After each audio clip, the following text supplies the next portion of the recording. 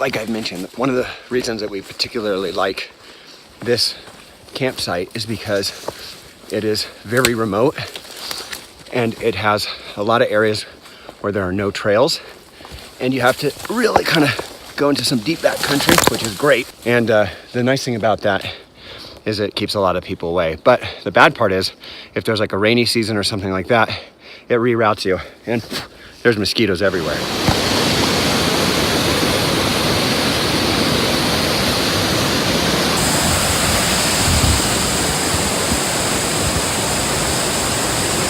Lake Tahoe. We are now at the stage in our journey that is the highest risk for embarrassment. So we have to cross this log here. This is the only way across the river. And we've done it like a handful of times, but every time, I tell you what. Well, we made it. Forgot there's another one.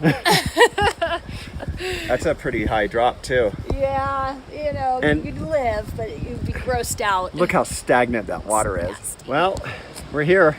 We made it. One of our all-time favorite campsites for backcountry. We got the best camping spot here. We got to circumnavigate the lake to find it. I don't think anybody's on it. So Heather and I have disappointing news. We came all the way out and there's 2 douchebags in our camping spot. Our camping spot. I'm pretty sure it has our name on it. They should have seen that. Yeah, but that's okay because we're going to make the best of it. We got another spot. So we've seen this spot before. We've never really camped at it. I'm really not that upset. I mean, but it is funny. This would be fun actually as a launch, like with inner tubes in the summer, but it's way too cold right now. Right. Well, my feet are going in that's for sure. Yeah. Change of plans. We are not going to camp at that spot. We'd found a better one. It's still right on the lake.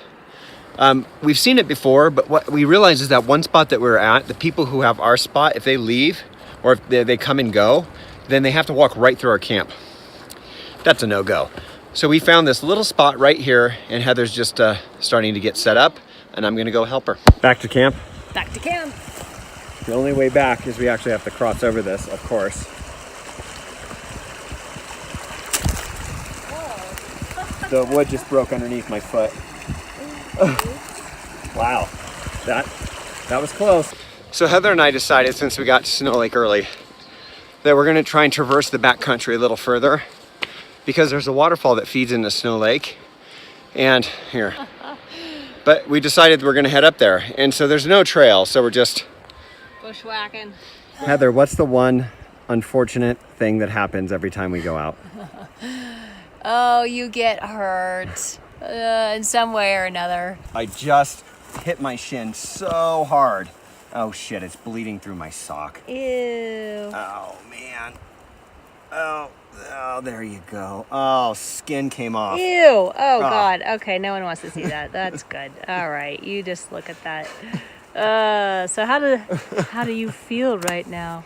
I feel like that there's no bone broken, there's no ligament or tendon damage, there's no connective tissue issues. Yeah.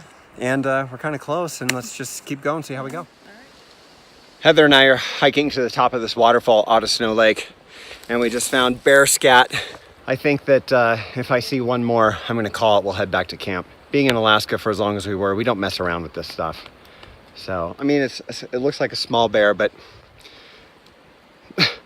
small bear, smaller humans.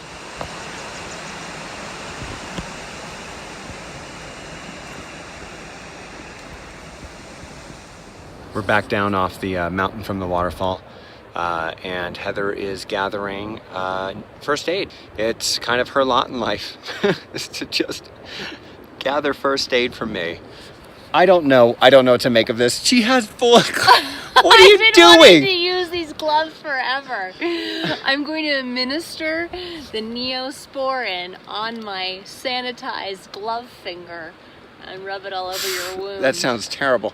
But also, I want to point out how funny this is. Is she afraid of bloodborne pathogens? Like, what's the thing? What's your concern? Is it? Oh, it's for me. It's for. I get it. Make sure Okay. it's a clean wound. I know. I get a clean wound. All you have to do is just roll the sock back nice and easy. Oh, you want me to do this? Yeah, and then we're gonna take the sock completely off. It's not stuck anymore. Oh, okay. Oh, water's coming. You ready? That's unpleasant. There we go. Now we get to put some alcohol on that, which is going to be way more comfortable. You don't just put alcohol on wounds, Heather. Sure. No. First thing we have to do is we have to assess the site. There's an edema forming. So superior to the wound. Don't you dare put that on there yet. Jesus. I don't think there's any fracture. Oh, God, that is tender. It's really a very thin layer of epidermis. Get that out of here. Get that out of here. I actually don't think that we need alcohol, Heather. So what I'm going to say is do not put alcohol in this. Oh, you just wasted it. I just opened it. No, it's a clean wound. It was through 2 layers. It was my pant. It was my pant. It cleaned my feet. That's good. Yeah. Let's just stick that there. There we go. Wow, that's actually starting to bleed a lot. Yeah, it is. But it's okay. Not a big deal. Nothing like being impaled. Which, the last time I was here, I was with my left leg.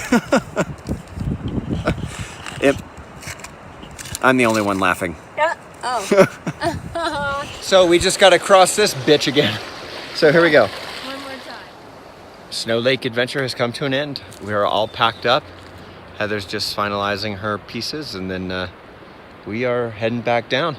I have some clients that I need to take care of, and Heather's got a lot of big projects this week, and so we're excited to take the weekend to do this and kind of recharge and get back to work tomorrow. Actually, for me, I kind of got to get back to work today, but that's okay. It's a passion, so it doesn't matter.